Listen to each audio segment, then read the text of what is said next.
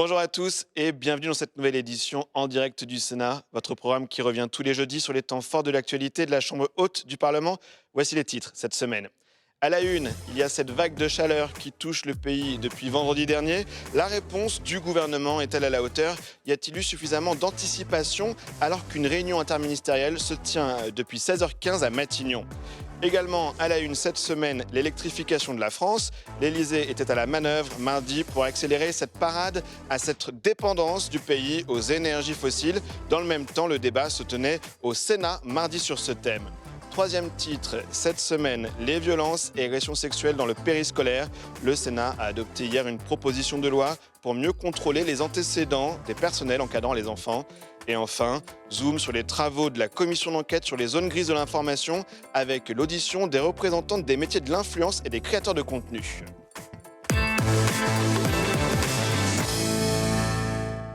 Mais d'abord donc, la France a-t-elle suffisamment anticipé la vague de chaleur particulièrement précoce qui touche de nombreux départements de métropole depuis vendredi? De quoi interroger le gouvernement sur son niveau de préparation et d'anticipation. Voyez cet extrait des questions au gouvernement hier au Sénat. En 3 jours seulement, plus de 700 records de chaleur ont été battus sur l'ensemble du territoire. Cet épisode caniculaire, d'une intensité et d'une précocité remarquables pour un mois de mai, devrait encore se prolonger avec des températures pouvant atteindre les 40 degrés. 9 décès sont déjà directement ou indirectement liés à cette vague de chaleur. Si aucune tension majeure n'est pour l'instant constatée dans le système de soins, chacun sait que les effets sanitaires des très fortes chaleurs s'inscrivent dans la durée et peuvent rapidement fragiliser les services hospitaliers, alors même que nos hôpitaux sont déjà en grande souffrance. Dans ce contexte, l'impact de cette canicule historique a-t-il été suffisamment anticipé par les services de l'État, notamment en matière de préparation du système de santé ? Par ailleurs, qu'en est-il du suivi des personnes vulnérables face à cette situation exceptionnelle ? Les municipalités sont censées tenir du 1er juin au 31 août des registres des personnes fragiles et isolées afin d'assurer leur accompagnement lors des épisodes caniculaires. Or, cette vague de chaleur survient avant même le début de cette période d'obligation légale. Aucune mise en œuvre nationale coordonnée ne semble à ce stade engagée, si ce n'est une réunion interministérielle prévue ce jeudi pour faire le point sur la préparation des services de l'État. Quelles mesures le gouvernement entend-il mettre en œuvre pour protéger les Français, notamment les plus fragiles, face à cette canicule exceptionnellement précoce? Je vous remercie. Pour vous répondre, la parole est à la ministre de la Santé. Merci, Madame. monsieur. Merci, Monsieur le Président. Madame la sénatrice de Seine, merci pour votre question. Effectivement, nous faisons face à une vague de chaleur exceptionnellement tôt.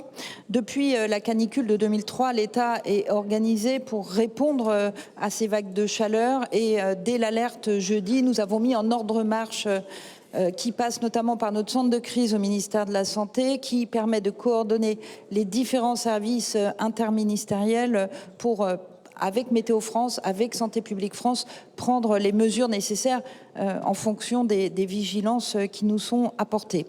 D'autre part, et je veux le redire ici, la prévention dans les canicules, dans les vagues de chaleur, sauve des vies. Je redis donc qu'il faut boire régulièrement tout au long de la journée. On le sait tous, mais on ne le fait pas forcément. Il faut se mettre à l'abri aux heures les plus chaudes. Il faut avoir de la solidarité envers les plus fragiles et nos voisins. Il faut se surveiller les baignades des jeunes enfants.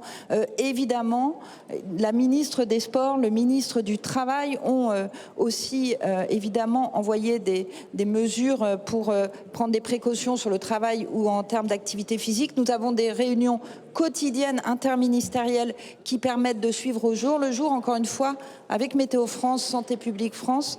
Vous avez raison, les élus, les collectivités ont un rôle essentiel et je pense aux CCAS qui ont une efficacité très importante dans les moments de chaleur puisqu'ils ont une liste de personnes fragiles qu'il faut activer et donc nous suivons ça de jour en jour. Notre travail est d'anticiper et demain, On aura une réunion aussi avec le Premier ministre dans ce cadre de cette anticipation, si ces vagues, et on le sait très probablement, pourront revenir dans les jours, semaines qui arrivent.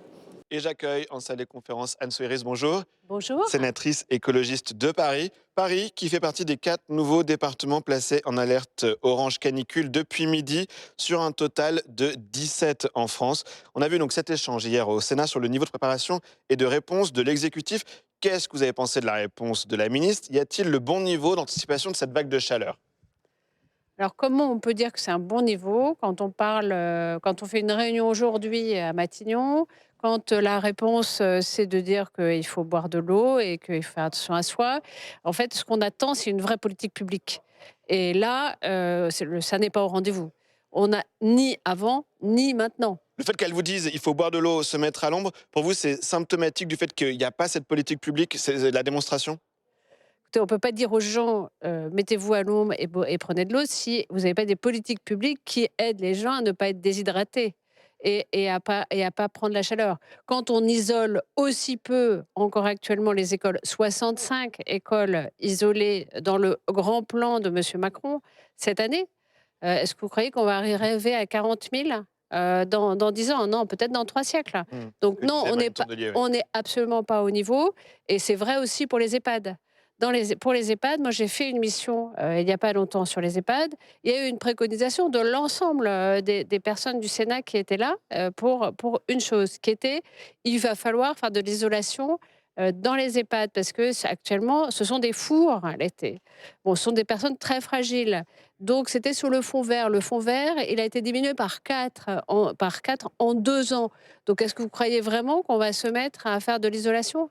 Le gouvernement qui tient aujourd'hui une réunion interministérielle à Matignon. On a entendu votre chef de file, Marine Tondelier, dire qu'au bout de plusieurs jours de canicule, il faut un point pour se préparer aux prochaines, mais on n'a toujours pas compris ce qu'il faisait pour la vague de chaleur. Là maintenant, c'est assez coupable. Qu'est-ce que vous reprochez exactement à l'exécutif? C'est de ne pas avoir fait ces réunions en amont et d'être comme ça toujours à gérer l'urgence, c'est bien ça?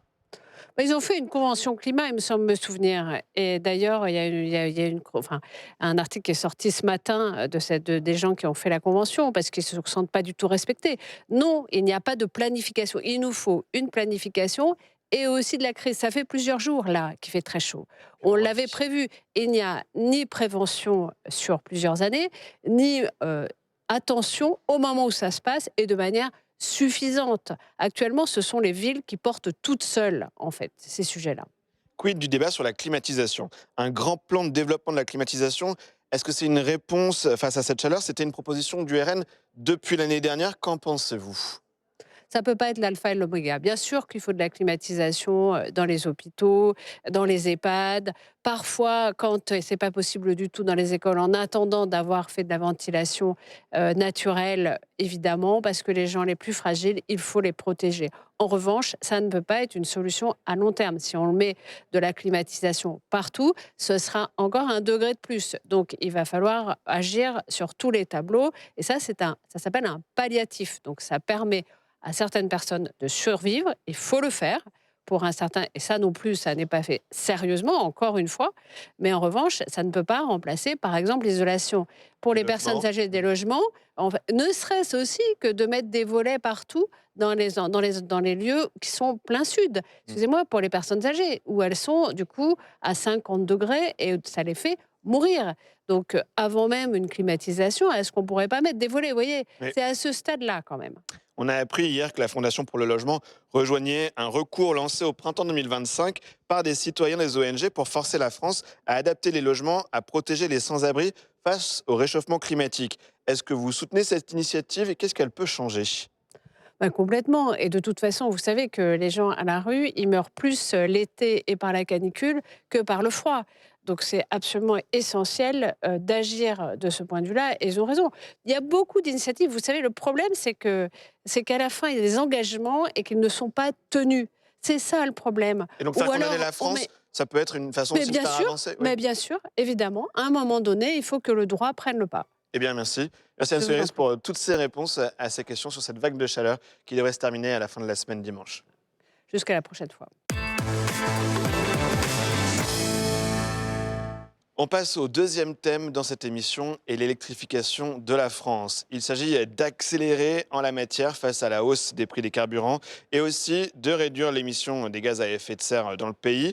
Le président de la République réunissait des acteurs de l'électrification pour développer les usages, accélérer l'installation par exemple de 240 000 nouvelles bornes de recharge pour les voitures ou encore avec 80 millions d'euros d'aide d'EDF pour remplacer une chaudière à fioul par une pompe à chaleur. Dans ce contexte, le Sénat tenait un débat sur l'électrification. Voyez-en les moments forts préparés pour Public Sénat par Mathilde Noutarelli et Chloé Vaquette.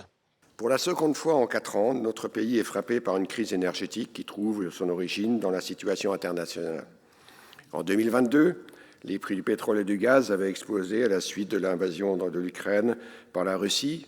En France, les prix de l'électricité avaient également connu une hausse très élevée en raison de l'épisode de corrosion sous contrainte qui avait fait chuter la production nucléaire d'EDF. À cela s'est ajoutée une sécheresse exceptionnelle qui avait sensiblement réduit la production d'hydroélectricité. La crise énergétique que nous traversons, la pire de l'histoire d'après l'Agence internationale de l'énergie, est due à l'intervention américano-israélienne en Iran et à la fermeture du détroit d'Ormuz, une artère vitale pour l'économie internationale par laquelle transitent habituellement 20% des approvisionnements de gaz et de pétrole. Toutefois, contrairement à 2022, les prix de l'électricité sur les marchés à terme sont relativement stables, ce qui rend cette énergie compétitive pour nos entreprises et protectrice pour le pouvoir d'achat de nos concitoyens. La question de l'électrification, aussi bien pour l'industrie que pour nos usages quotidiens, se pose donc avec une acuité particulière. Comment faire pour accélérer un processus devenu indispensable que le Sénat appelle de ses vœux depuis de nombreuses années déjà? En 2024, les énergies fossiles représentaient 58% de notre consommation d'énergie et notre facture énergétique s'élevait à près de 58 milliards d'euros. Chaque crise géopolitique fragilise notre pays puisque nous importons 99% du pétrole et 97% du gaz que nous consommons. Le nombre de pays exportateurs d'hydrocarbures étant restreint, nos ressources d'approvisionnement sont inévitablement concentrées. En l'absence de souveraineté énergétique, nos décisions se résument donc à choisir les pays dont nous nous rendons dépendants. Alors que l'attitude de certains de ces États à notre égard, et plus largement à l'égard de l'Union européenne, peut légitimement nous interroger, voire nous inquiéter. Cette situation est donc problématique pour plusieurs raisons. Elle engendre une dépendance vis-à-vis des puissances extra-européennes, elle aggrave notre balance commerciale, elle nous tient éloignés de notre objectif de neutralité carbone à horizon 2050. Certes, la France n'a pas de pétrole, mais heureusement, elle a de l'électricité.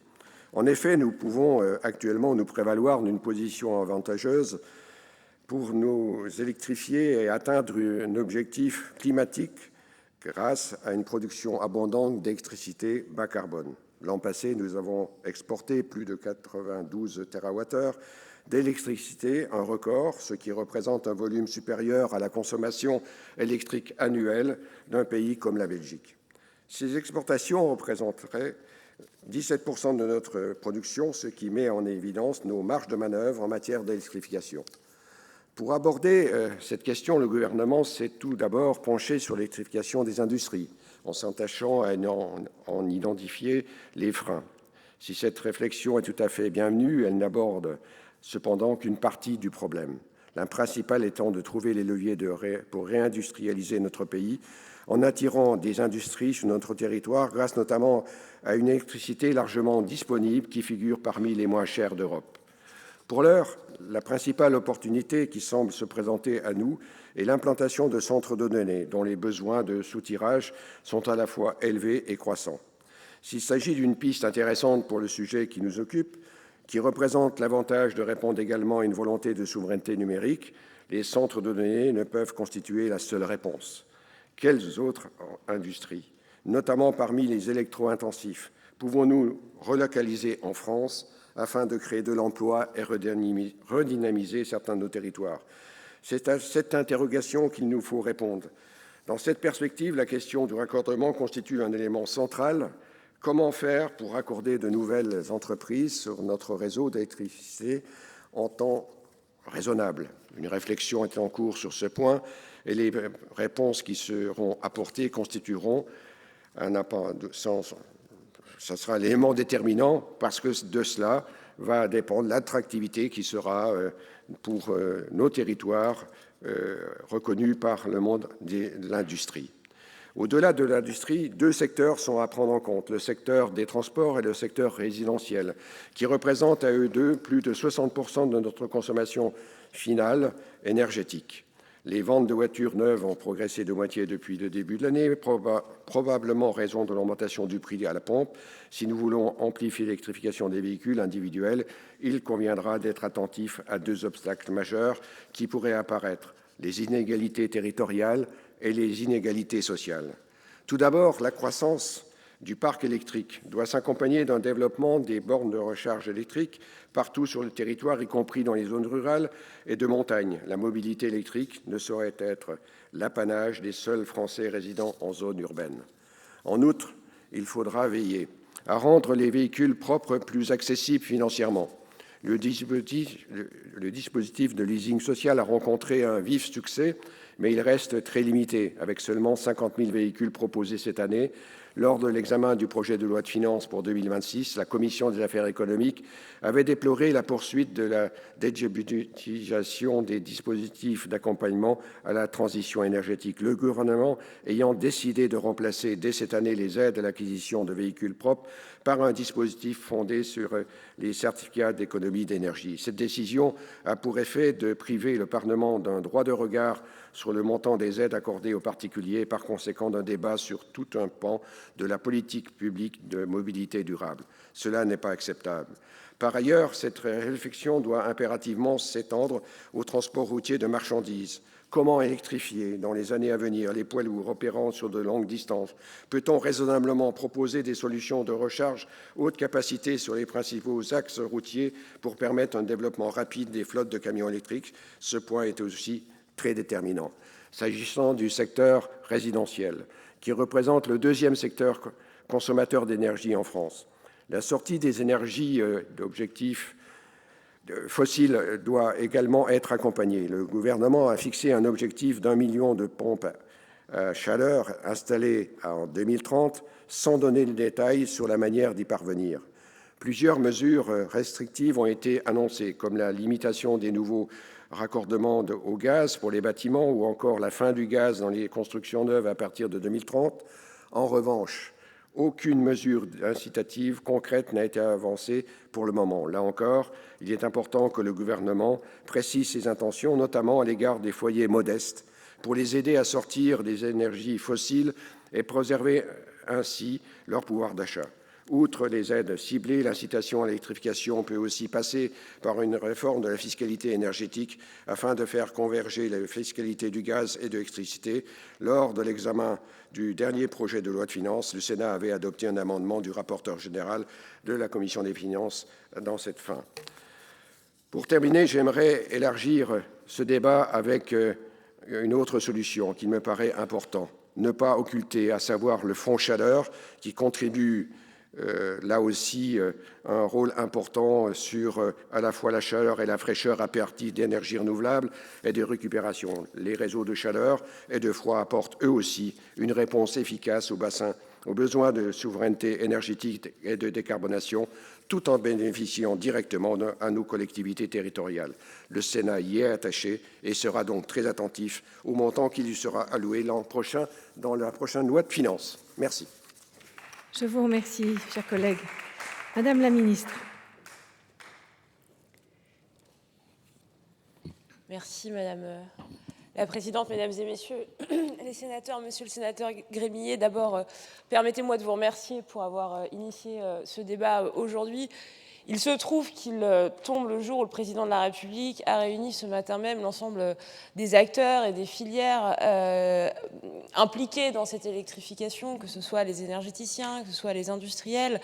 Il arrive quelques semaines après l'annonce du plan d'électrification et quelques mois après l'annonce de la 3e programmation pluriannuelle de l'énergie. Je ne pourrais pas être exhaustif pour répondre à l'ensemble de vos points, mais en fait, vous avez essayé, me semble-t-il, dans votre prise de parole, de lister les freins à l'électrification, et vous avez raison parce qu'ils sont nombreux.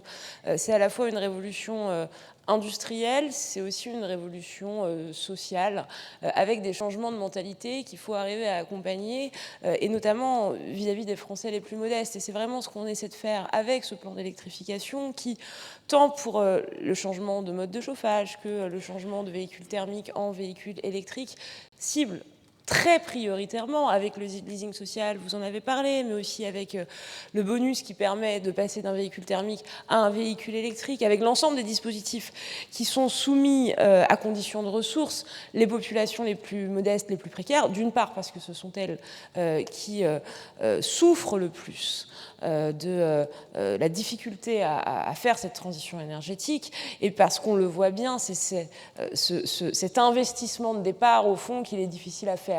Une fois qu'on a changé de mode de chauffage, qu'on a changé de mode de déplacement, on y est gagnant. Donc nous, ce qu'on essaie de faire avec ce plan d'électrification, c'est bien de donner ce coup de pouce de départ, de permettre cette bascule pour prioritairement les Français les plus modestes. Le débat sur l'électrification des usages est souvent présenté comme un débat technique. Mais en réalité, la question est profondément politique, car elle touche à notre souveraineté énergétique, à notre modèle industriel et au pouvoir d'achat des ménages. Dans un monde marqué par des crises géopolitiques récurrentes, en Ukraine ou au Moyen-Orient, qui impactent les marchés du gaz et du pétrole, une réalité s'impose au-delà de nos idéologies. Tant que nos économies dépendront massivement des énergies fossiles importées, les peuples européens continueront à payer le prix fort des crises du monde. Produire, transporter, distribuer de l'énergie n'est jamais neutre. Derrière les choix que nous faisons se pose toujours la question de l'organisation sociale de la production, la répartition du pouvoir économique et la hiérarchie des usages. La question n'est donc pas seulement de savoir combien d'électricité nous devons produire demain, mais à quoi elle doit servir, qui décide de son usage et qui en bénéficie ou en tire profit. La France dispose d'un atout majeur, une production électrique largement décarbonée fondée sur le nucléaire et l'hydroélectricité. Et cet héritage n'est pas né du marché. Il est le produit d'investissements publics massifs, d'une planification de long terme et d'une nationalisation de 1300 entreprises gazières et électriques qui ont fondé EDF et GDF. Mais depuis des années, les logiques de libéralisation ont affaibli cette maîtrise collective, en fragmentant EDF, en transformant l'électricité en marchandise et en la soumettant aux règles de rentabilité financière. Et cet affaiblissement est aujourd'hui flagrant, même si EDF a été réétatisé.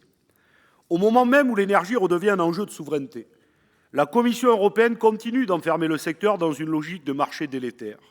D'un côté, les crises nous rappellent que l'énergie est une question de sécurité collective et de stabilité sociale. Mais de l'autre, on continue d'organiser la mise en concurrence des systèmes électriques et l'alignement des prix sur les logiques du marché européen. Le résultat, nous le connaissons.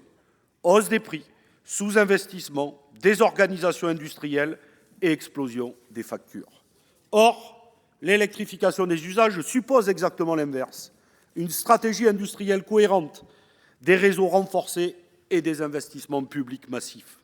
Et c'est là que le plan d'électrification du gouvernement révèle des contradictions. La PPE3 fixe des objectifs très ambitieux de production électrique, mais sans véritablement stratégie pour organiser les usages correspondants. Depuis 10 ans, la consommation d'électricité stagne. Et pourtant, le gouvernement projette une hausse massive de la production sans moyens à la hauteur. Quand on regarde concrètement ce plan, on découvre surtout des aides limitées, des dispositifs recyclés et un financement reposant largement sur les certificats d'économie d'énergie. Autrement dit, des mesurettes, en lieu et place d'un investissement public massif et une forme de privatisation massive de la transition énergétique où l'État se défausse progressivement sur les ménages pendant que le marché organise la captation des rentes. Voilà toute la logique actuelle. Socialiser les coûts, privatiser les rentes. En bref, reproduire la même recette que celle qui nous a menés dans l'impasse. Produire toujours plus d'électricité, sans poser la question de l'utilité sociale des usages, n'a rien d'une planification écologique. C'est une fuite en avant productiviste organisée au profit du marché. Car une politique énergétique digne de ce nom devrait prioriser les usages socialement utiles. Le logement, les transports collectifs, l'industrie productive et les services publics. Enfin, je regrette que la question du verdissement du gaz et de sa complémentarité avec l'électricité ne soit pas posée. C'est une solution complémentaire sérieuse qu'il nous faudra évidemment analyser. Je terminerai par la question que je pose ici depuis 2019 et qui reste sans réponse. Si on électrifie les usages, il faudra en finir avec un scandale, celui des coupures d'énergie, et assurer à minima une réduction d'énergie qui ne pourra aller au-dessous de 3 kWh. Oui, si on veut électrifier les usages, être privé d'énergie et d'électricité, aujourd'hui en France, est un véritable scandale, et ça touche encore aujourd'hui un peu moins de 200 000 foyers. Je vais donc redéposer une proposition de loi en ce sens pour en finir avec les coupures d'électricité et de gaz tout au long de l'année, été comme hiver.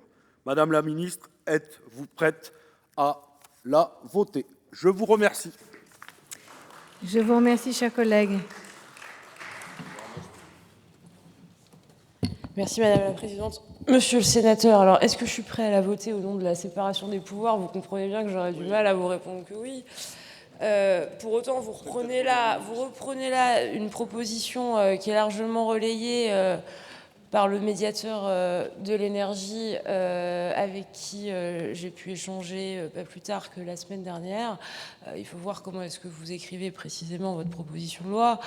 S'il s'agit d'interdire les coupures au profit de baisses de puissance, qui soient des baisses de puissance qui incitent malgré tout, vous comprenez ce que je veux dire, au paiement des factures, moi je suis complètement prête à y regarder. Vous noterez d'ailleurs qu'un certain nombre de fournisseurs le font déjà. Je crois que sous votre contrôle, EDF le fait déjà notamment, et donc complètement partante pour avancer là-dessus avec vous. Sur le verdissement du gaz, c'est pas vrai que c'est pas en réflexion. Ce dont on parle sur la mise en consultation de la trajectoire des CPB est bien une intégration de cette réflexion-là. Et quand vous parlez de mesurettes sur le plan d'électrification avec 8 milliards de C2E, franchement, je vous trouve un peu décalé. Nos concitoyens, le mot n'a pas encore été évoqué aujourd'hui, souffrent du dérèglement climatique, ils étouffent et ils souffrent aussi d'un choc pétrolier. Et il n'y a pas de crise. Ce n'est pas une crise climatique et une crise du prix des carburants. Nous savons à quel point c'est structurel et que ce que nous vivons aujourd'hui va malheureusement se reproduire à l'infini si on ne sort pas des énergies fossiles. Nos concitoyens s'appauvrissent.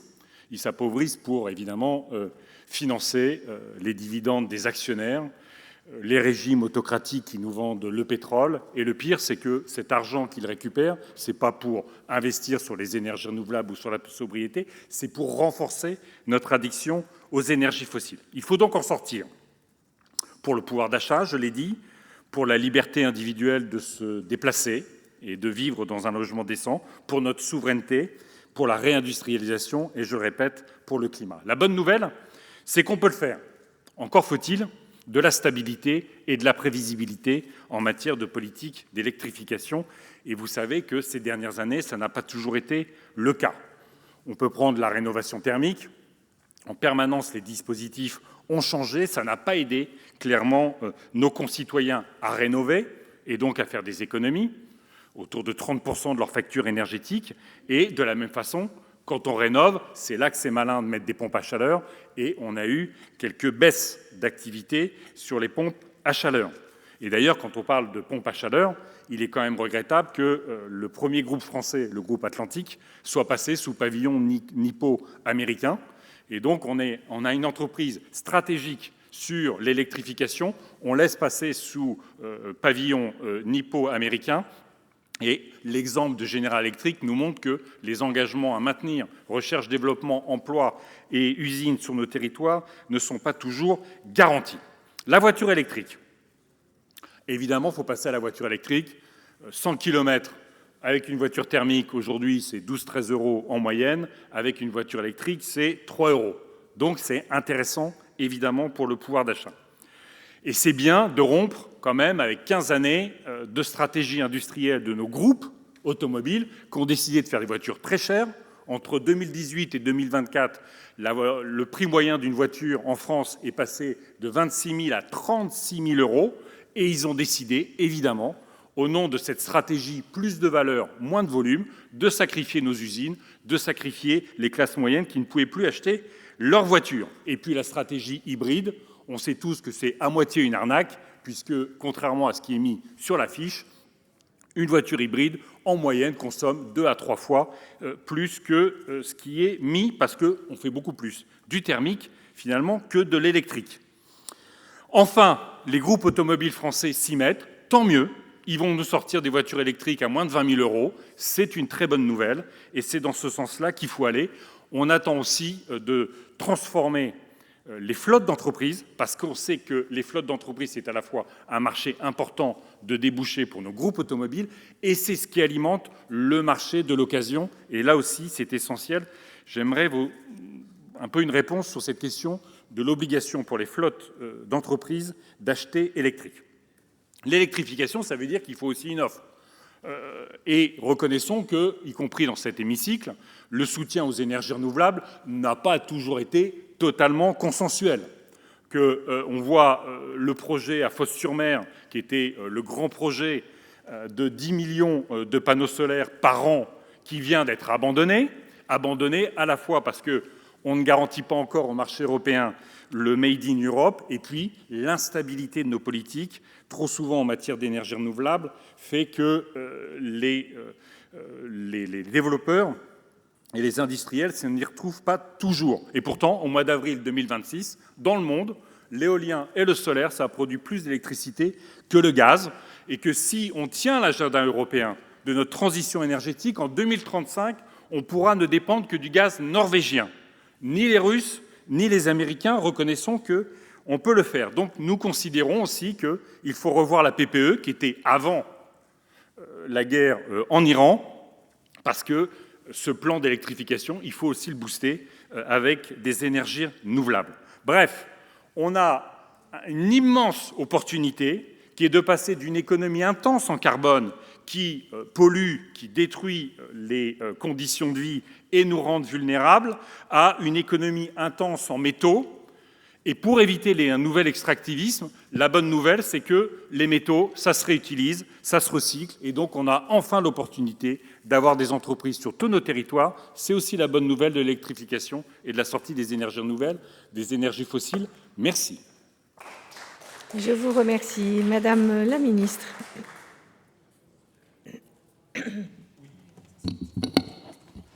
Merci Madame la Présidente. Monsieur le sénateur, il n'y a pas d'obligation des entreprises à acheter effectivement des flottes de véhicules électriques. Il y a une taxe incitative qui doit les amener à se diriger vers cet objectif-là. Est-ce qu'il faut aller plus loin? Moi, je ne crois pas nécessairement à des outils de coercition, et je pense que ce qu'on a vu aujourd'hui autour du président de la République à l'Élysée, sans prêcher pour ma paroisse, montre qu'au fond, on arrive à embarquer aussi les secteurs économiques et le secteur privé dans cette démarche-là, parce qu'il y a des attentes sociales qui sont très fortes en interne chez eux, parce que pour un certain nombre, ils sont convaincus de la nécessité de la démarche, et parce que ça a des aspects extrêmement vertueux, y compris en matière de compétitivité économique pour eux. Sur la question des énergies renouvelables et de la nécessité d'aller encore plus loin. Alors d'abord, vous avez commencé en disant que la cause des énergies renouvelables n'avait pas toujours été consensuelle au sein de cet hémicycle. C'est vrai. Bon, je pourrais vous dire que la cause du nucléaire non plus, à ce compte-là. Et que si chacun fait un pas vers l'autre, à ce moment-là, tant mieux. Et ensuite, vous savez qu'il y a une clause de revoyure en 2028 dans la PPE, précisément sur ces objectifs de développement des énergies renouvelables, qui doit permettre de rehausser les objectifs. Et nous, on souhaite que ça puisse être le cas, parce que si on est amené à rehausser les objectifs de développement des énergies renouvelables, ça veut dire qu'on aura réussi notre pari de l'électrification et de la réindustrialisation. Mais on comprend, vous et moi, qu'on marche sur nos deux jambes, et donc en fait, l'un va de pair avec l'autre. Il n'y aurait pas de sens à augmenter les objectifs pour augmenter les objectifs si derrière, la vitesse d'électrification ne suit pas. Voilà, tout simplement. Mais il y a bien cette date de 2028 qui, là encore, laisse la possibilité, si on allait encore plus vite que prévu, à augmenter les objectifs de l'ENR. Et par ailleurs, je rappelle qu'on s'est engagé, comme on l'avait fait auprès de la filière au moment de la publication de la PPE 3, sur sur la publication de l'ensemble des appels d'offres, que ce soit sur le photovoltaïque, l'éolien terrestre ou l'éolien en mer, ce qui donne de la visibilité d'ici à 2027, avec l'objectif assumé d'attribuer ces appels d'offres, notamment pour l'éolien offshore, mais pas que, pour le photovoltaïque et pour le terrestre aussi, d'ici à début 2027, pour que les projets puissent se lancer concrètement. Je vous remercie. Monsieur Jadot. La défiscalisation pour les flottes d'entreprises, ça coûte à l'État 3 milliards. Donc on a parfaitement la légitimité d'exiger des entreprises, à partir du moment où elles défiscalisent l'achat de leurs voitures, qu'elles achètent européen et qu'elles achètent électriques.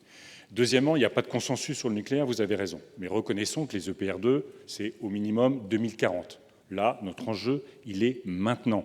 Et que si on veut des projets d'énergie renouvelable, qu'ils soient solaires ou éoliens ou autres, eh ben, pour alimenter des voitures en leasing social, ce qui est une très bonne idée, eh ben, il les faut demain, en fait. Il faut les lancer maintenant. Sinon, on n'aura pas l'offre pour satisfaire la demande. Et j'accueille en salle des conférences Vanina Paoli-Gagin, bonjour. Bonjour. Sénatrice Les Indépendants de l'Aube. Un débat a été donc organisé mardi au Sénat, le même jour qu'une réunion à l'Élysée sur ce thème de l'électrification. C'est le signe que tout le monde veut accélérer maintenant et qu'il y a un consensus là-dessus. Alors je pense, et c'est fort heureux, parce que c'est un enjeu qui est à la fois un enjeu de décarbonation de notre économie, d'électrification de nos usages. C'était l'objectif de ce plan qui a été annoncé à l'Élysée. Et puis, c'est évidemment un enjeu éminemment stratégique. Oui. Les priorités aujourd'hui, c'est changer les voitures thermiques, changer les chaudières au gaz et au fioul. C'est ça l'urgence aujourd'hui, l'électrification. C'est les Français qui doivent s'approprier des usages différents. C'est souvent ça, en fait, quand on introduit une nouvelle technologie, en fait. S'il n'y a pas d'appropriation par la société, par le plus grand nombre, on a du mal à basculer finalement d'un point de vue macro dans le tout électrique, ce qui est notre objectif parce qu'on est aussi une grande nation de nucléaire. On le voit, le président de la République a appelé mardi à une mobilisation collective pour rendre le passage à l'électrique naturel et désirable, je cite. Il a aussi beaucoup appelé le secteur privé à investir. Est-ce que c'est le signe que le gouvernement est impuissant, aussi impuissant budgétairement ? Alors ça, évidemment, malheureusement, ça n'est pas un scoop. Cette impuissance budgétaire, c'est aussi la façon de faire marcher, en fait, c'est-à-dire au sens économique du terme. Pour faire un marché, il faut que les acteurs privés soient à la manœuvre. Et ça n'est pas à l'État. L'État peut jouer un rôle d'impulsion, un rôle d'incitation. C'est le cas, on est quand même chef de file des accords de Paris, donc ce mouvement vers l'électrification est tout à fait normal. Et puis, comme je vous dis, c'est notre indépendance et notre autonomie stratégique de demain. On importe encore 60% d'un mix pétrole-gaz. Donc, on est encore très dépendant. On voit mardi qu'une centaine de parlementaires LR ont signé une tribune pour que le prix de l'électricité baisse en France.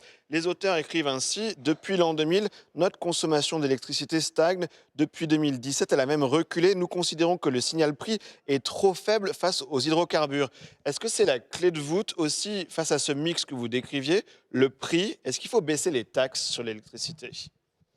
Alors écoutez, moi je pense qu'il n'y a pas d'argent magique. Alors si on baisse les taxes sur le prix de l'électricité, pourquoi pas? Il faudra aller chercher ailleurs ce manque à gagner. Donc vous n'auriez pas signé cette tribune? Non, je n'aurais pas signé cette tribune, même si effectivement nos concitoyens trouvent que le coût de l'électricité est encore trop élevé. Il faut se replacer aussi dans le contexte mondial et dans l'espace économique européen. On est un des pays où l'électricité est la moins chère. Ça, c'est le premier point. Et puis en plus, si on augmente notre capacité à tout électrifier, en fait, ce prix va chuter mécaniquement, mais par un effet de marché. Et je pense que c'est beaucoup plus sain que par un effet de décision politique en amont, en fait. Il faut laisser faire la mécanique des marchés. Ouais. Au cœur de l'électrification, il y a aussi notre production d'énergie via nucléaire. Vous avez commencé à en parler. Les écologistes qui rappellent que les limites de cette industrie sont aussi notre dépendance à l'uranium importé de l'étranger. Également le danger de l'utilisation des cours d'eau, notamment en été avec les canicules. Est-ce que vous êtes confiant vis-à-vis de ce modèle nucléaire? Maintenant, c'est un modèle qui fait consensus, là encore? Qui fait totalement consensus, je ne pense pas. En revanche, on est bien content que nos prédécesseurs, au sortir de la Seconde Guerre et dans les années 60, aient décidé de faire de la France une grande nation nucléaire. Il y a eu des stop and go sur le sujet, je vous rappelle. Oui, jusqu'à récemment. Et on serait bien mal si on n'avait pas le nucléaire et l'hydroélectrique. Donc, il faut aussi développer le nucléaire parce qu'il y a quelque chose qui raccroche avec votre question précédente. Les besoins vont devenir gigantesques. C'est-à-dire que l'IA, les centres de données, les calculateurs, les supercalculateurs, ça va être une multiplication de notre consommation électrique exponentielle. Et vous appelez le gouvernement à accélérer, notamment avec les nouveaux EPR de nouvelle génération. C'était votre question au gouvernement hier. Il faut qu'ils accélèrent sur le déploiement de ces nouveaux réacteurs nucléaires. Alors bien sûr, dans le respect évidemment des procédures, dans le respect de la sûreté et évidemment dans le respect des normes environnementales. Accélérer, c'est pas à tout prix, mais bien sûr. Et puis moi, dans l'Aube, la centrale de Nogent-sur-Seine est candidate pour accueillir des EPR2. Le site s'y prête. Et effectivement, ça doit être fait avec la science, avec les personnes qui s'occupent du niveau des cours d'eau et puis qui mesurent l'impact environnemental de ce type d'installation. Eh bien, merci. Merci pour ces réponses à toutes mes questions. Vanina Paoli-Gagin, merci à vous. Merci à vous. Au revoir. Allez, on passe à la lutte contre les agressions et les violences dans le périscolaire. Le Sénat qui a adopté hier à l'unanimité une proposition de loi pour permettre la mise en place d'une enquête administrative et le contrôle des antécédents judiciaires des personnels qui encadrent les enfants. Vous voyez les moments forts de la séance qui se tenait hier au Sénat. Hier s'est ouvert à Paris le premier procès public d'un animateur accusé d'agression sexuelle sur 5 enfants. Je ne reviens pas sur les chiffres qui ont été donnés par mes collègues. 110 écoles concernées, 84 écoles maternelles, 20 écoles primaires et 10 crèches sur des petits-enfants de 3, 4 et 5 ans. Il est important de le rappeler. Alors, mes chers collègues, comment croire encore en l'école républicaine si l'on pense que dans ce lieu sacré, son enfant peut être agressé par une personne recrutée par l'institution et sans aucun contrôle. C'est d'ailleurs tout l'enjeu de cette PPL et je remercie donc Hervé Maurey parce qu'elle répond à une véritable faillite systémique de ces contrôles d'honorabilité qu'il était indispensable de renforcer et notamment à ce scandale parisien dans le périscolaire.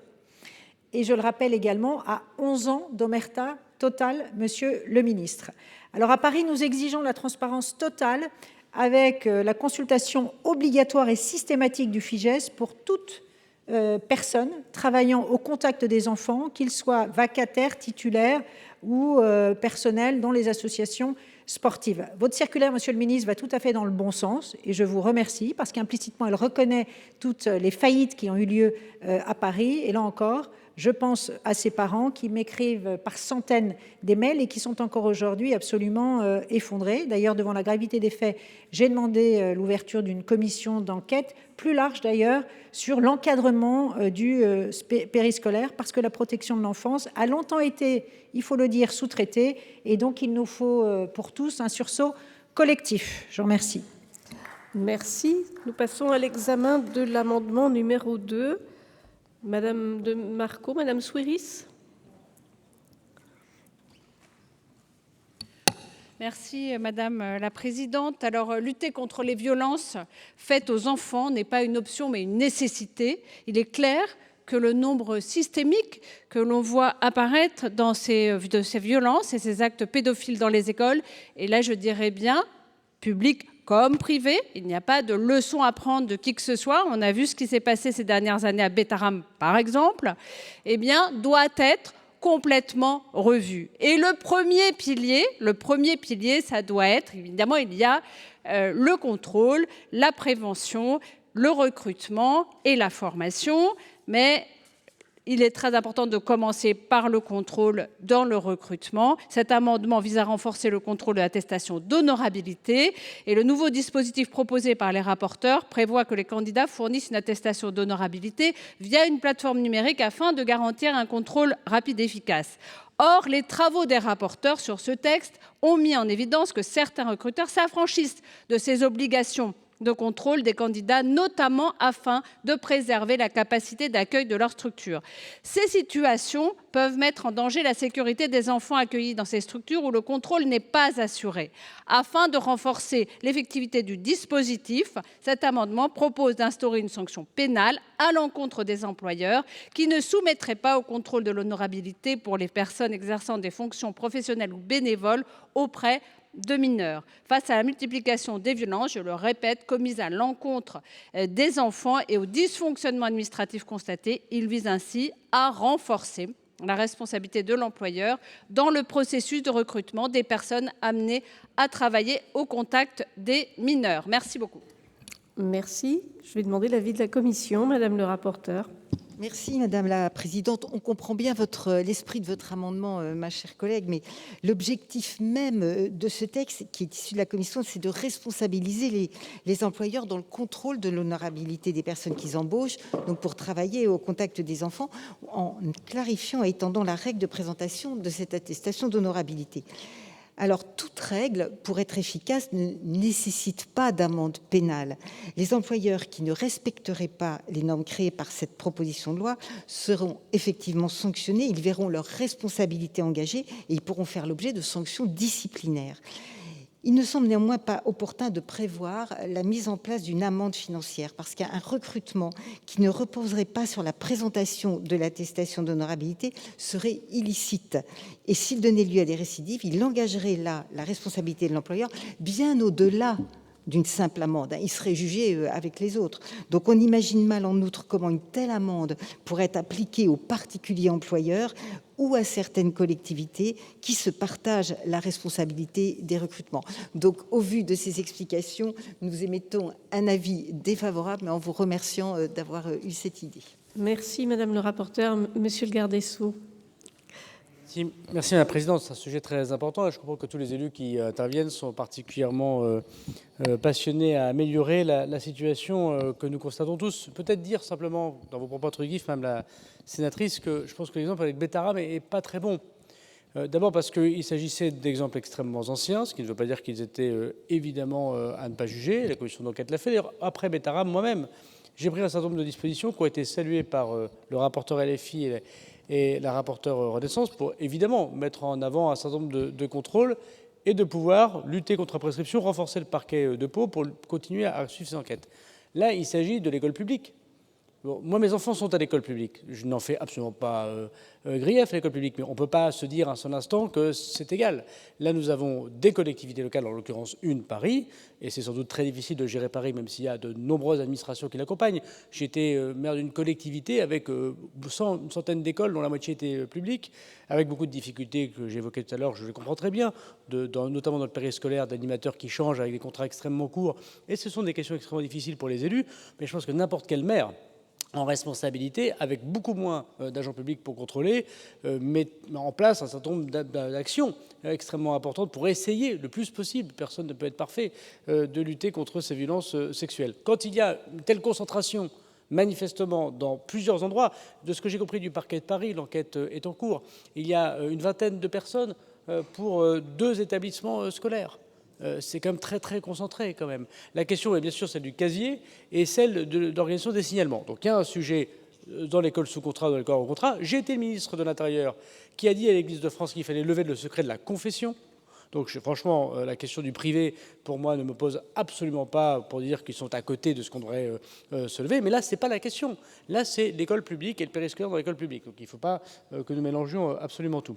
Je reviens sur votre amendement, on comprend tout à fait son esprit. Moi, je joins ce que dit Mme la rapporteure. Je pense qu'il faut que chacun applique ce qui est déjà la loi. Et ce n'est pas une simple amende de 3 750 € qui sera peanuts dans une collectivité comme celle de Paris. Regardons le budget de la ville de Paris, qui empêchera qui que ce soit à changer les choses. Il faut qu'il y ait des responsabilités pénales qui soient engagées quand les gens ne respectent pas l'honorabilité qu'on va lui imposer. Donc l'amende pour passer à autre chose, ce n'est pas, à mon avis, à la hauteur, mais si on comprend votre dispositif, il faut évidemment le refuser. Merci, monsieur le garde des Sceaux. Je mets aux voix l'amendement numéro 2 avec un double avis défavorable. Qui est pour? Qui est contre? Qui s'abstient? Il n'est pas adopté. Passons à l'amendement numéro 1, monsieur Moret. Merci Madame la Présidente. Monsieur le Ministre, Mesdames les rapporteurs, mes chers collègues, je voudrais à nouveau saluer la qualité de la rédaction apportée par la Commission et dire que mon amendement ne vise pas du tout à remettre en cause ce qu'a écrit la Commission pour ce qui est du contrôle des antécédents en matière de mise en examen et en matière de sanctions judiciaires. Mon amendement vise à compléter le dispositif parce que, comme ça a été déjà largement dit, on peut être mis en cause, ne pas être mis en examen par faute de preuves, par manque de preuves, et ensuite être embauché, comme on l'a vu à Paris il n'y a pas très longtemps, dans une autre collectivité et commettre à nouveau des faits qui, eux, pour le coup, peuvent conduire à une mise en examen parce que là, il y a des preuves. Donc ce que je propose, c'est de compléter le dispositif pour qu'il y ait un spectre de contrôle plus large et que l'autorité qui recrute puisse avoir accès au TAJ. Et alors, pour que les choses soient bien encadrées, qu'il n'y ait que les informations strictement utiles à la personne chargée du recrutement, je propose que la mise en œuvre de ce dispositif que je propose soit confiée à un décret du gouvernement pris après avis du Conseil d'État et de la CNIL. Donc ça permet d'avoir toutes les garanties quant à la qualité du dispositif proposé. Voilà ce que je propose parce que je pense que ça permettra de renforcer les garanties que l'on doit offrir aux enfants, de rassurer les parents et également de faire en sorte que les encadrants ne soient plus fustigés de manière trop systématique. Je vous remercie. Merci, cher collègue. Quel est l'avis de la Commission, Madame la rapporteure ? Merci Madame la Présidente. C'est l'avis de la Commission et demande de retrait, sinon avis défavorable. Nous avons évidemment beaucoup discuté de l'amendement de l'auteur de la proposition de loi, c'est la moindre des choses, et nous comprenons parfaitement l'objectif qu'il vise. Néanmoins, il s'agit d'une possibilité, pas d'une obligation, dont on pense que probablement c'est un petit peu trop confus et donc probablement elle ne sera pas utilisée. Si elle l'était, ce serait à l'inverse trop massif. Parce que le TAJ recense les personnes ayant fait l'objet, vous l'avez dit, d'une mise en cause. Ça veut dire que quelqu'un qui fait l'objet d'une dénonciation, il est entendu par les forces de l'ordre, il ne se passe plus rien, mettons qu'il soit innocent, ça arrive, hein, les dénonciations calomnieuses, ça arrive, et donc potentiellement, pour le reste de sa vie, il ne pourra plus trouver travail. Alors, vous indiquez dans votre exposé des motifs que les croupiers sont soumis à ces obligations-là et que qui peut le plus, peut le moins. Pourquoi en matière on protège notre argent mais pas les enfants? Évidemment, ça ne concerne pas 5 millions de personnes. Évidemment, il n'y a pas les mêmes contrôles qui sont faits. Et notre amendement, qui prévoit d'étendre l'utilisation des fichiers, c'est-à-dire les harmoniser, permettrait de consulter le fichier des cadres interdits sur lequel sont recensées les personnes ayant fait l'objet d'un signalement et suspendues par une mesure de police administrative. Donc en réalité, il est déjà quelque part satisfait. En tout état de cause, notre objectif, c'était d'uniformiser les contrôles, de permettre la création d'une plateforme qui englobe tout le monde de façon lisible et claire, afin que les contrôles soient systématiques et qu'il y ait une sorte de réflexe qui se crée. Et donc, pour la lisibilité du texte, c'est demande de retrait ou avis défavorable. Merci. Merci, Madame le rapporteur. Monsieur le garde des Sceaux. Oui, merci Madame la Présidente. Je donne un avis identique de Madame la rapporteure, mais je voudrais expliquer à Monsieur le sénateur Moret pourquoi. Pour 3 raisons. D'abord, le TAJ ne me paraît pas forcément, de mon expérience de ministre de l'Intérieur, le bon fichier ou la bonne référence. Pourquoi? Parce qu'il y a à peu près, je crois, de mémoire, 20 millions de personnes au TAJ. Imaginons que dans une difficulté intrafamiliale, même extrêmement ancienne, puisque le TAJ, ce sont des éléments qui sont parfois extrêmement anciens, parfois qui datent de plus d'une décennie et même de plusieurs décennies, il peut y avoir des dénonciations qui ne sont vérifiées par aucune espèce de vérification juridique, puisqu'il y a même, vous le savez bien, des personnes qui peuvent être accusées et totalement innocentées par la justice. Donc le TAJ n'est pas un fichier de signalement. Le TAJ est le recensement de toutes les accusations, ou en tant que victime, d'ailleurs, il y a un TAJ victime, il y a un TAJ auteur, dans lequel vous êtes inquiété. Donc vous pouvez être accusé de quelque chose, la justice peut être passée, une enquête ouverte, une information judiciaire, parfois même une audience, et vous donnez raison et vous êtes innocent. Donc pourtant, vous êtes toujours inscrit au TAJ. Donc je ne pense vraiment pas que d'abord ce ne sera absolument pas constitutionnel, monsieur le sénateur, et par ailleurs, je pense que ce n'est pas le bon fichier. En revanche, ce que vous nous dites est extrêmement intéressant, c'est qu'il ne faut pas attendre la mise en examen ou la condamnation pour être inscrit au FIGES, qui est un fichier qui est déjà, pour les personnes pour lesquelles il y a des indices graves et concordants. Si on attend ça, on loupe tout un tas de personnes, je vous ai bien entendu tout à l'heure dans votre DG, tout un tas de personnes qui relèvent du signalement. Le ministre de l'Éducation nationale, ce matin, a fait une annonce très intéressante. Et d'ailleurs, il fait le 20h ce soir de France 2, il parle de liste noire sur les signalements. Ça me paraît plus intéressant comme démarche, peut-être qu'il faudrait y réfléchir dans la navette, c'est-à-dire que le signalement, d'ailleurs, c'est pas forcément une plainte, c'est l'autre cadre périscolaire qui dit le petit garçon se plaint de son collègue pour les attouchements, ou la maman qui va voir le directeur de l'école et qui dit mais attendez, je ne comprends pas ma fille ou la copine de ma fille à cela. Il n'y a même pas parfois de plainte de déposer. C'est donc encore le TAJ c'est une plainte déposée. C'est donc plus intéressant de penser à signalement. Et la façon dont on fait cette liste noire, le monsieur le ministre de l'Éducation nationale parle pour le scolaire. Il y a évidemment le sujet du périscolaire, donc il faudrait qu'on y réfléchisse. Et je pense que ce sera plus cohérent. Et j'accueille en salle des conférences Olivia Richard. Bonjour. Bonjour. C'est vous, la co-rapporteure centriste de la proposition de loi. Principale mesure du texte, les personnes encadrant des enfants devront remettre une attestation d'honorabilité démontrant l'absence d'antécédents judiciaires incompatibles avec l'exercice de missions d'encadrement de mineurs. Qu'est-ce que votre proposition de loi met en place exactement? C'est un contrôle rigoureux des condamnations pour une personne qui travaille avec des enfants, c'est bien ça?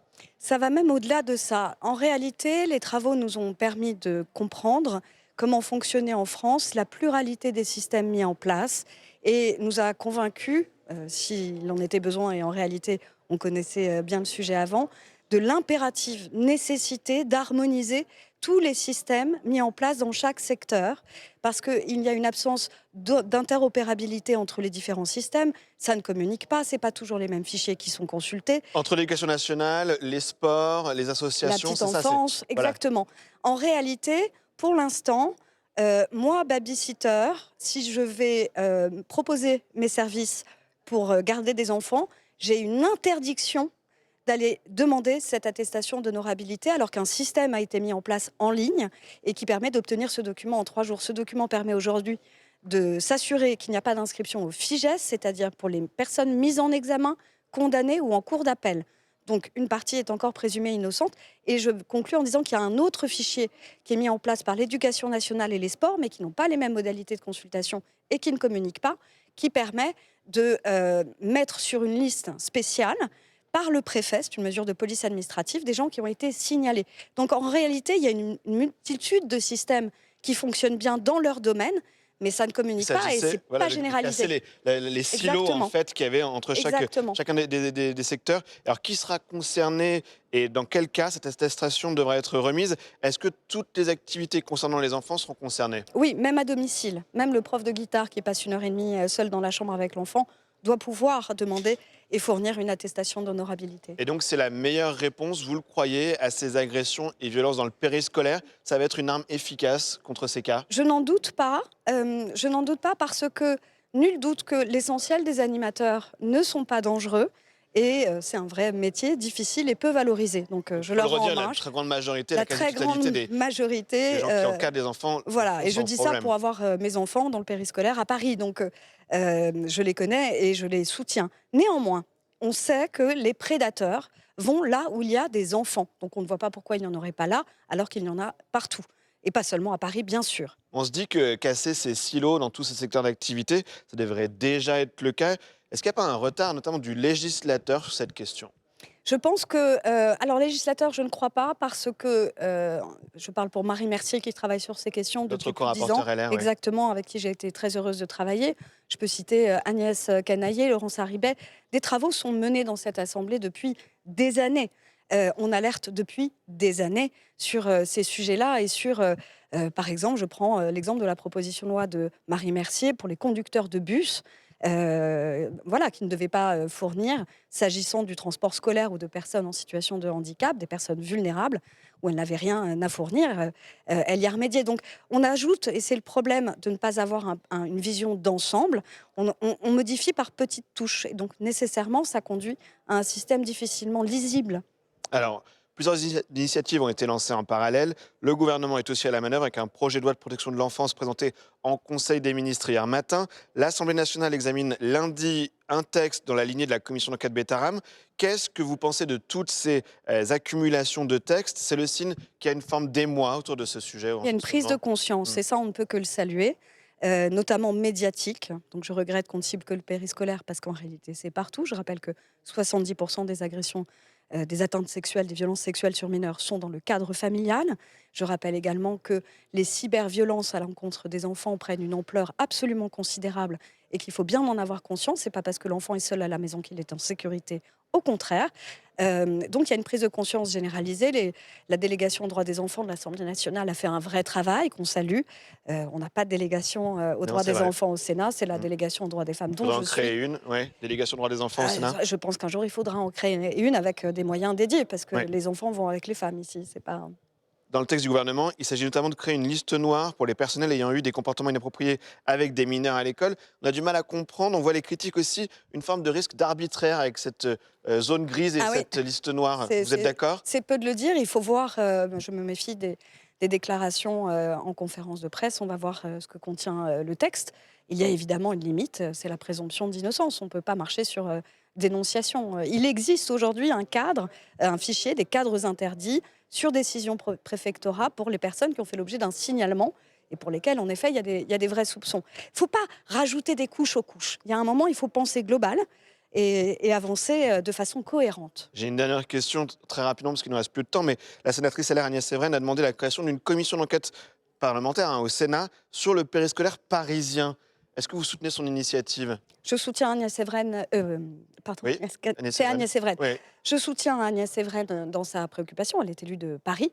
Et donc, elle s'est évidemment engagée dans cette voie-là. Et maintenant, c'est pas que Paris. C'est pas parce que c'est concentré que c'est que Paris. Ce serait dire qu'il n'y a pas de problème ailleurs. C'est pas le bon message. Eh bien, merci. Merci pour toutes ces réponses à ces questions précises. Merci à vous. Allez, on passe au dernier thème dans cette émission et la commission d'enquête sur les zones grises de l'information qui continue ses auditions. Il s'agit pour les sénateurs de mieux comprendre comment s'informent des millions de Français avec le développement des sites en ligne tels que Frontières ou Blast, mais également le développement des réseaux sociaux.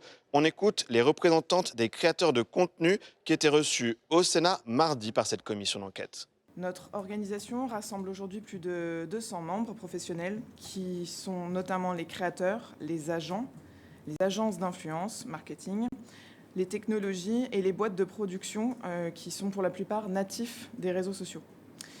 Au travers de ce réseau, c'est plus de 30 000 créateurs et créatrices de contenu que notre écosystème accompagne et conseille au quotidien. Cette représentativité nous donne une responsabilité particulière au cœur d'un secteur en pleine structuration qui compte aujourd'hui environ 180 000 créateurs sur l'ensemble du territoire national. Notre présence se concentre ainsi sur le cœur économique du marché en encadrant la grande majorité des créateurs qui exercent à partir de 10 000 abonnés. Parmi les professionnels que nous représentons, je souhaite aujourd'hui attirer votre attention sur une catégorie minoritaire mais cruciale qui touche environ plus de 20 millions d'audiences cumulées et ce sont les créateurs de contenu d'information. 20 millions. Ils sont incarnés au sein de notre gouvernance par notre vice-président que vous avez mentionné, donc le créateur Gaspard G, qui a été auditionné par cette commission il y a quelques semaines. Ces acteurs partagent une mission d'intérêt public, mais diffèrent fondamentalement des journalistes et des médias traditionnels ou nouveaux médias sur plusieurs points structurels, sur lesquels on pourra revenir en détail si vous le souhaitez. Au-delà du plaidoyer et des messages politiques que nous portons, ce qui constitue la raison d'être de l'UMIC au final, et notre travail au quotidien, c'est l'accompagnement des créateurs et de tous les métiers d'influence dans leur professionnalisation. Dans un secteur qui évolue à un rythme effréné, notre rôle est d'apporter des repères stables à travers 2 leviers majeurs. Le premier levier, c'est l'information et la formation. Nous aidons les professionnels à maîtriser leurs droits, leurs devoirs et à travailler dans les meilleures pratiques possibles. Notre secteur est régulé par un certain nombre de textes, la LCEN, la loi du 9 juin 2023, un cadre spécifique pour l'influence commerciale qui a été écrit, notamment dans le cadre de l'obligation d'avoir un contrat écrit dans le travail, la transparence, les interdictions sectorielles et la responsabilité solidaire. c'est-à-dire que tout le monde est considéré fautif quand il y a un problème là-dedans. À cela s'ajoutent les exigences transversales, donc le droit commun, la presse, la propriété intellectuelle, la consommation, notamment sur les pratiques trompeuses, et la vie privée, le droit à l'image, etc. Et le deuxième axe, c'est le partage d'expériences. Nous favorisons les échanges, la transmission et le travail collaboratif entre pairs pour élever les standards de l'ensemble du marché. C'est précisément dans ce rôle d'accompagnement, de structuration et de professionnalisation que l'UMIC s'est engagé dès le printemps 2024 de manière offensive dans la lutte contre la désinformation. Plus précisément depuis les élections européennes de 2024. Face aux signaux faibles que nous avons observés lors de ce scrutin, et à nouveau plus récemment pendant les élections municipales, concernant la captation d'audience, les tentatives d'ingérence étrangère et l'instrumentalisation des créateurs, nos actions se structurent aujourd'hui autour de 5 axes cette fois. Le premier, c'est alerter et signaler en temps réel. Nous alertons et remontons immédiatement à Viginum, mais aussi aux autorités les plus hautement concernées, toutes les tentatives d'instrumentalisation politique ou étrangère détectées, que nous pouvons observer. Du fait de notre positionnement unique, l'UMIC se trouve en première ligne pour identifier, capter et analyser les risques et les menaces qui pèsent sur le débat public. Notre réseau de professionnels de l'influence fonctionne comme un véritable capteur de terrain, et ça c'est le plus important, capable de détecter les signaux faibles et les tentatives d'ingérence avant même qu'ils n'atteignent une échelle critique. En revanche, ce signalement ne fonctionne pas avec les plateformes numériques, faute de canal de communication direct et dédié pour traiter des sujets critiques de désinformation. La frontière entre opinion et désinformation n'étant pas établie par les plateformes. Le deuxième axe sur les 5, c'est former et sensibiliser massivement. Notre objectif en tant que fédération, c'est de former les 180 000 créateurs de contenu en France, non spécialisés dans l'information, ainsi que leurs agents, à identifier les tentatives d'instrumentalisation géopolitique, et de vérifier leurs sources, à ne pas prendre position sous pression et distinguer clairement l'opinion du fait factuel. Ces formations ont concrètement débuté au sein de nos agences en 2025, en collaboration avec le collectif de journalistes Fake Off et Destin Commun. Mais faute de financement public nécessaire, nous n'avons pas pu poursuivre et généraliser ces actions pourtant indispensables en 2026. Le troisième axe, c'est soutenir le modèle de financement des créateurs de contenu d'information. Vous en avez parlé tout à l'heure. C'est aujourd'hui le véritable angle mort de notre système. C'est un enjeu décisif à l'approche des prochaines élections présidentielles. Ces créateurs sont fragiles et exposés par manque de moyens structurels. Permettez-moi de rappeler ici 2 points essentiels. Ces créateurs ne bénéficient d'aucun financement en amont de leur contenu, contrairement aux médias traditionnels, et ils dépendent entièrement des plateformes. L'État doit soutenir ce modèle pour garantir une information fiable. Le 4e point, c'est soutenir ces acteurs vertueux plutôt que de les surréguler. Le secteur s'oppose de manière quasi unanime à un label d'État ou à un rattachement rigide au régime audiovisuel qui agirait comme des freins à l'innovation. Nous préconisons un accompagnement souple qui serait fondé sur la charte d'engagement éthique et déontologique que l'UMIC a déjà entreprise de rédiger.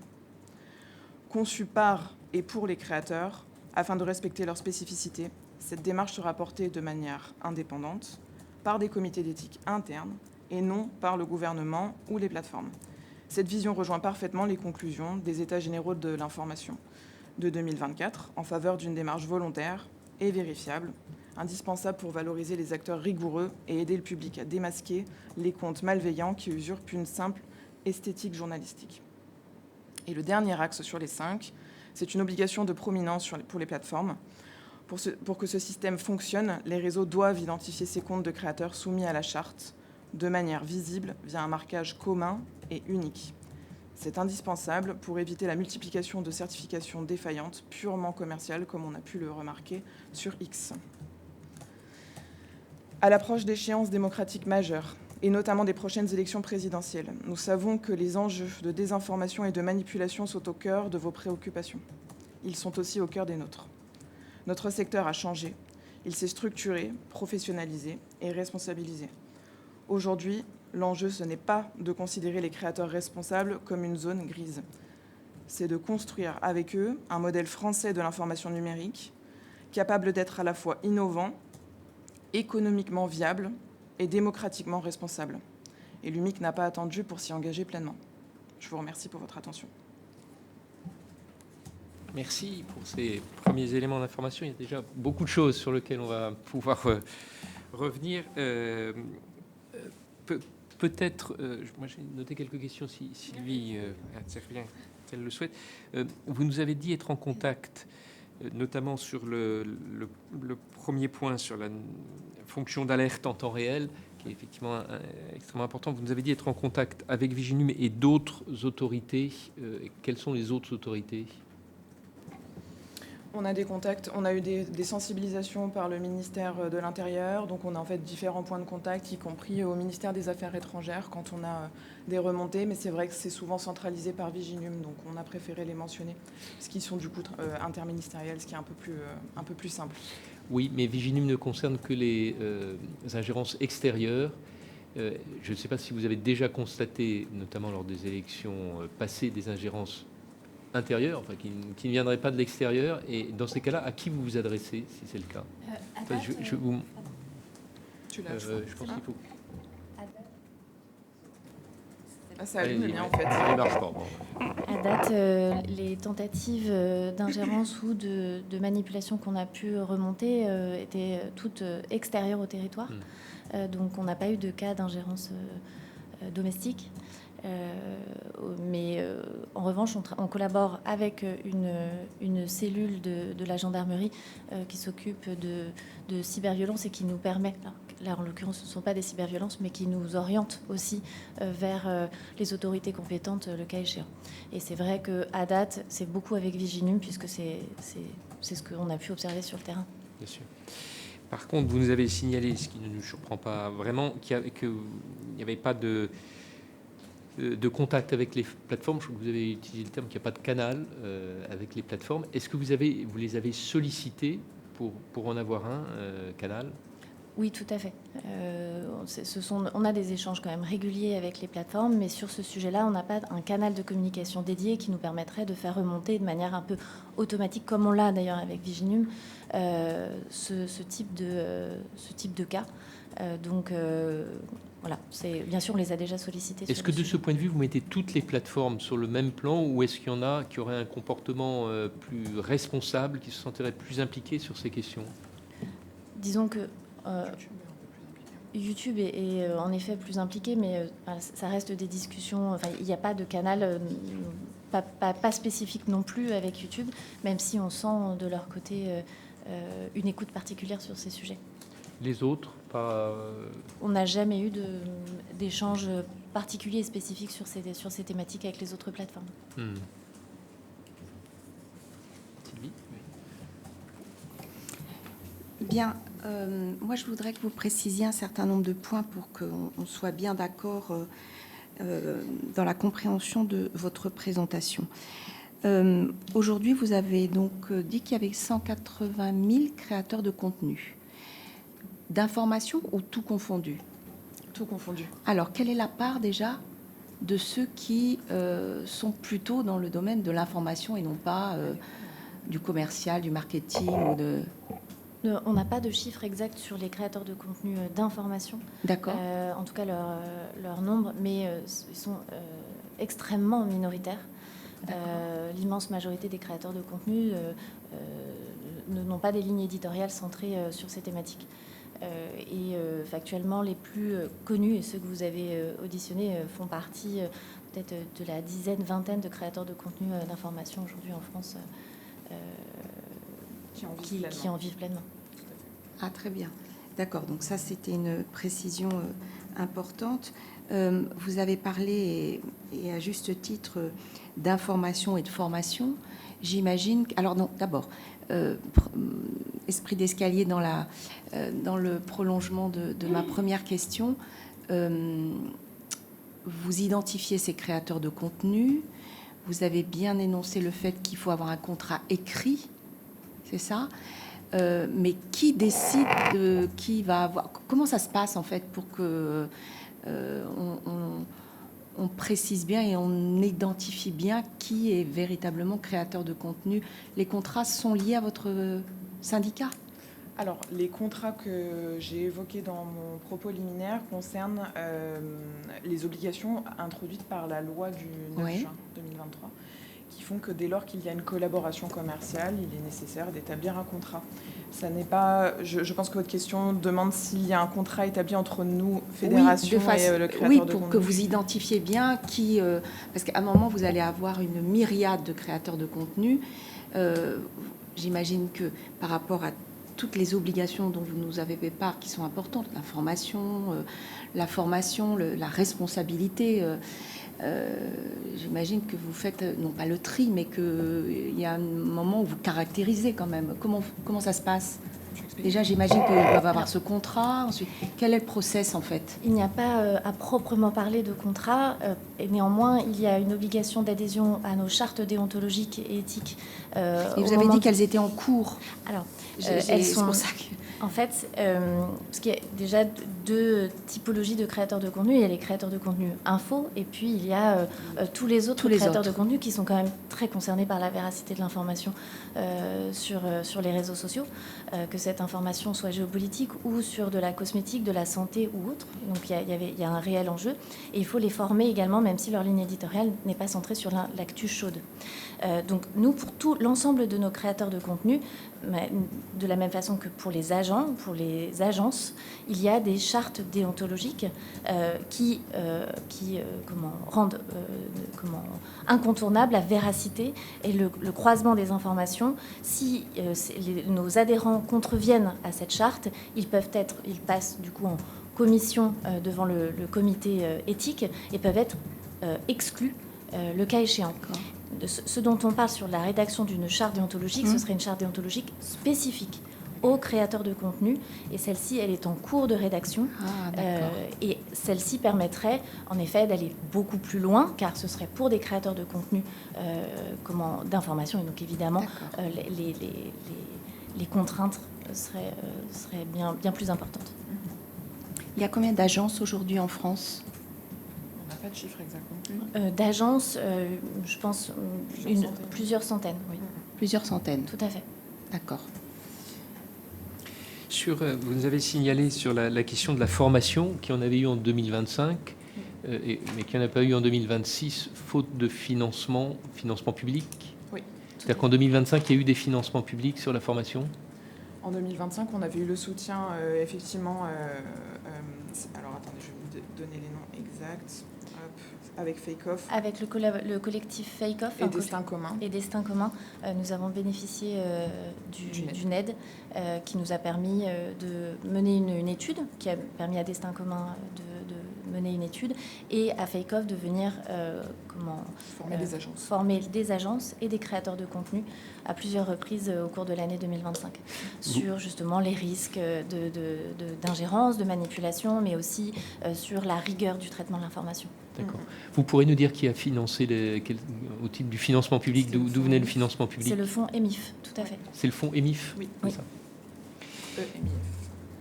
EMIF. Sur le modèle économique dont vous nous avez dit que c'était un des axes importants, et on l'a aussi bien identifié, quelles sont les propositions que vous formulez justement pour sécuriser le modèle économique des créateurs de contenu d'information? Pour nous, il y a un réel enjeu de financement public pour venir soutenir cette créateur économie d'information qui aujourd'hui dépend des plateformes d'un point de vue technologique, mais aussi d'un point de vue financier, et des marques et des collaborations de marques de l'autre côté qui représentent la majeure partie de leurs revenus. Et aujourd'hui, non, absolument pas dans une volonté de venir grappiller de l'aide à la presse qui est cruciale, et la presse qui aujourd'hui a besoin de soutien, mais peut-être de venir compléter en tout cas ces revenus par des aides publiques serait pour nous la clé d'une indépendance structurelle pour ces créateurs de contenu. Vous avez répondu à Sylvie Robert qu'il y avait une vingtaine de créateurs de contenu de l'information, c'est ça? Parmi les plus connus, disons. Voilà. J'allais vous demander, à partir de quand on est professionnel? C'est un critère de revenu justement qui... Quand on arrive à en vivre finalement, mais c'est vrai qu'effectivement ceux qui en vivent pleinement aujourd'hui, c'est pour ça qu'on avait résumé en début en début de séance qu'il regroupait 20 millions d'audiences cumulées. C'est parmi ceux qui sont les plus connus et qui aujourd'hui en vivent pleinement. Mais malgré tout, qui en vivent pleinement, et comme le disait Émilie, avec une fragilité sur leur structure économique, puisqu'il y a plusieurs points. C'est qu'ils ont effectivement une dépendance à l'algorithme de la plateforme. Et donc là-dessus, on n'a pas la main et on n'a pas la possibilité de savoir par quel biais c'est l'information qu'eux traitent est remontée, puisqu'ils ne publient que sur les plateformes. Donc ils en sont dépendants sur ce sujet-là. Comme le disait Émilie aussi, le petit point sur le CNC qui est important à prendre en compte, mais on pense que justement, il peut y avoir du soutien. Et aujourd'hui, la manière dont il est pensé s'oriente plutôt vers du soutien fiction que du soutien information. Ça n'a pas vraiment été pensé comme ça, mais en fait, ça fait partie de la creator economy aujourd'hui. Et aujourd'hui, il y a seulement 3 millions d'euros par an que le CNC alloue à la creator economy, alors que la creator economy permet de générer via les plateformes 43 millions d'euros de revenus grâce à cette taxe. Donc on pense que c'est inadapté à ces formats et que par exemple c'est une des pistes qu'on peut explorer, mais en tout cas une des pistes qui pourrait permettre de soutenir davantage ces créateurs de contenu info. Et aussi justement vous posiez la question à partir de quand est-ce qu'on est vraiment créateur de contenu info, est-ce que c'est quand on en vit, etc. Et justement je pense qu'il faut briser aussi ce mythe qu'on peut avoir de l'influenceur qui peut être millionnaire. Et c'est pas du tout le cas. La grande majorité ne vit pas de l'influence marketing, de la création de contenu, etc. Et encore moins dans la création de contenu info. Et aujourd'hui, malgré tout, le fait d'être soutenu par des marques, ça reste un moyen de pouvoir soutenir leur modèle, puisque c'est les marques qui vont se positionner et qui vont permettre d'avoir finalement le budget qui va permettre de déployer dans la durée la publication de contenu, le financement des équipes derrière, etc. Et ce, quand même, par une distinction très nette entre la collaboration commerciale dans le contenu et l'information qui est partagée derrière. Et j'accueille en salle de conférence Sylvie Robert, bonjour. Bonjour. Vice-présidente socialiste du Sénat, vous êtes co-rapporteur de cette commission d'enquête. On peut peut-être rappeler, pour commencer, quelle est l'ambition de ces travaux face au risque d'ingérence étrangère, au développement de l'IA, aussi face à la place prise par les réseaux sociaux, les grandes plateformes numériques. Qu'est-ce que cherche votre commission d'enquête exactement sur les zones grises de l'information ? Oui, c'est vrai qu'on essaie de bien caractériser ce qu'on pourrait appeler zone grise, qui était au départ l'idée, dans une période un peu particulière de pré-élection présidentielle, de se dire que beaucoup maintenant s'informent par les réseaux sociaux, par les plateformes, qu'il y a des médias qui se créent.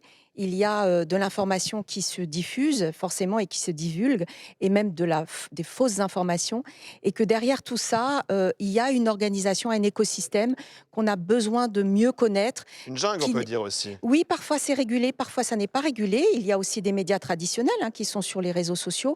Mais voilà, l'idée qu'à un moment, est-ce qu'il faut aller plus loin dans la certification de l'information, dans l'encadrement, dans la labellisation. Certains sont pour, certains sont contre.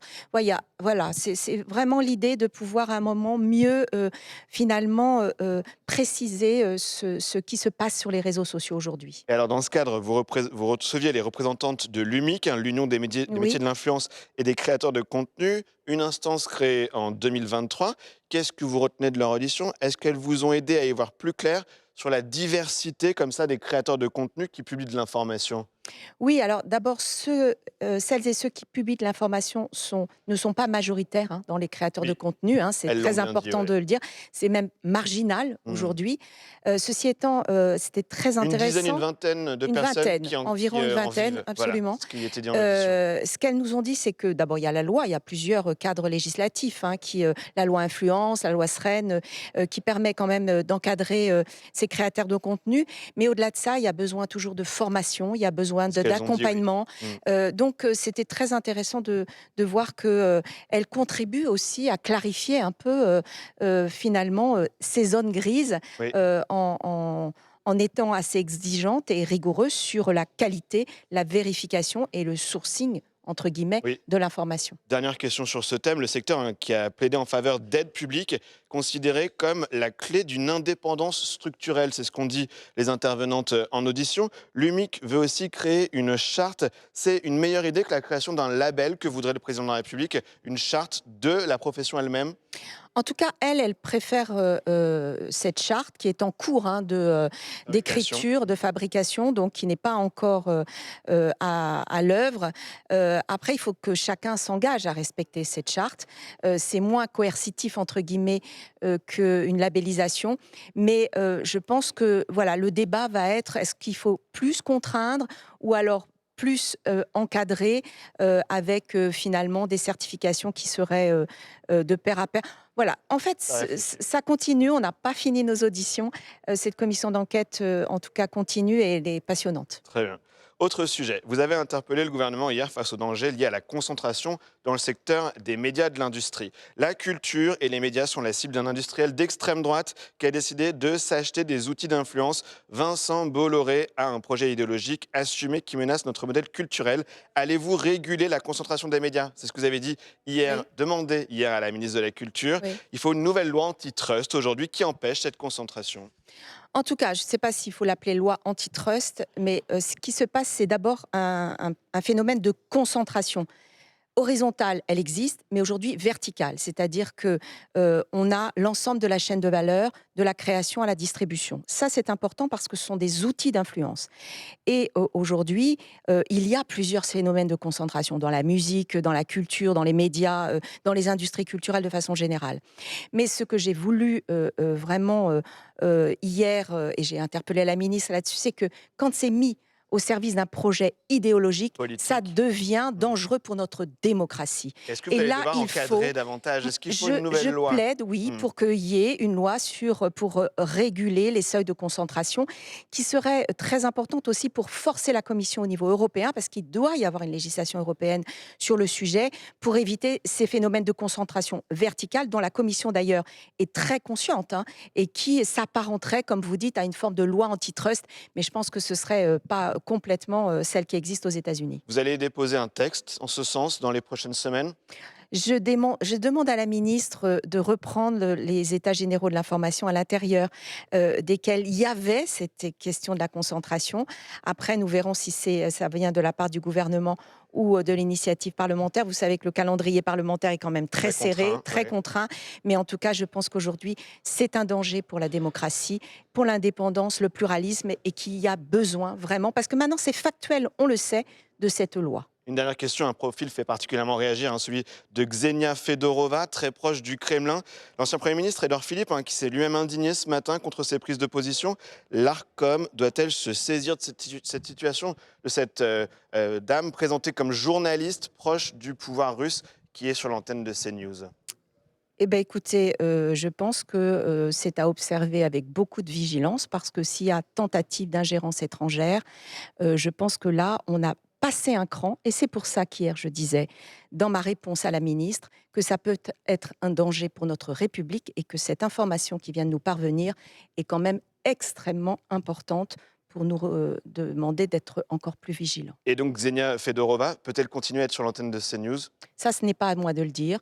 L'Arcom doit faire son travail. Eh bien, merci. Merci à vous. Pour toutes ces réponses à ces questions. Merci à vous. Merci. Et c'est la fin de cette émission. Merci à vous de l'avoir suivi. N'hésitez pas à lire nos décryptages et à voir nos replays. C'est sur publicsena.fr. Prochain rendez-vous avec l'information dans quelques minutes à 18h pour Sens Public, présenté ce soir par Steve Jourdain. Très belle suite des programmes sur Public Sénat.